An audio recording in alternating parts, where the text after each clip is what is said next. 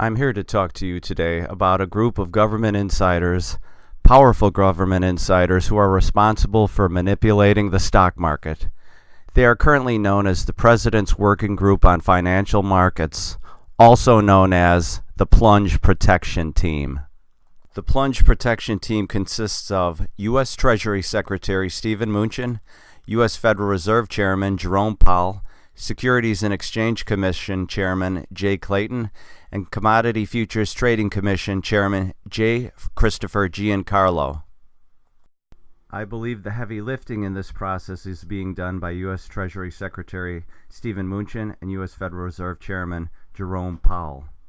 This is being done by the U.S. Federal Reserve Bank buying S&P futures to slow down or stop market crashes. This is all made possible because the U.S. Federal Reserve Bank can create money electronically out of thin air. When the U.S. Federal Reserve Bank steps in and buys S&P futures to halt or slow a market crash, they do so through favored investment banks such as Goldman Sachs and Morgan Stanley. The U.S. Federal Reserve Bank pays for the purchase of these S&P futures contracts by crediting the counterparties, in this case the investment bank's accounts. This is in effect creating money out of thin air. Now you might ask, what's wrong with the government and its officials propping up the U.S. stock markets? Well, the problem is stocks can get really overvalued. And the reality is, eventually, the Plunge Protection Team will not be able to save the market. And the more overvalued the market gets, the bigger the eventual crash will be. And if you're kidding yourself thinking, oh, I'll get out before that happens, many have said that before and been proven wrong. The vast majority have. Currently, the trailing price-to-earnings ratio on the S&P 500 for the last 1 year is 26.8 times earnings. Historical average for the S&P 500 is only 15 times earnings. This means the S&P 500 is overvalued by almost 80%.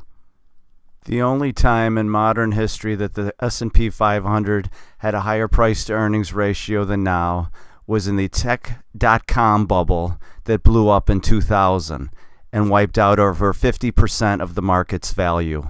So while the Plunge Protection Team is able to slow or stop small or moderate pullbacks in the markets, they are unable to stop major market corrections which inevitably come when stocks get overvalued. And don't listen to stock market pumper clowns like CNBC's Jim Cramer of Fast Money.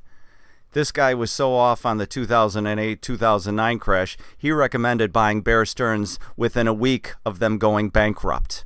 Great pick, James Cramer. Maybe you should rename your show Stupid Money.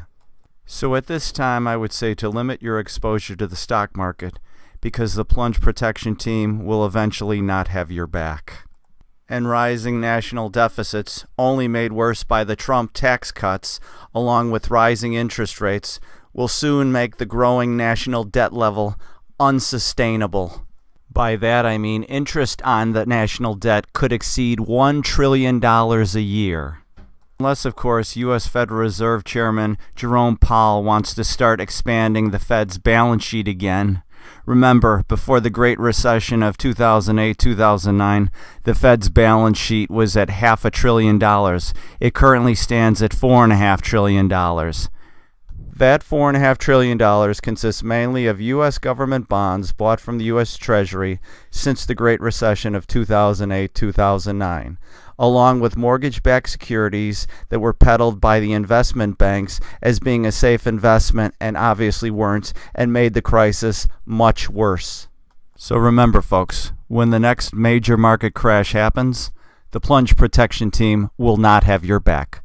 They will have Wall Street's back, as has always been the case.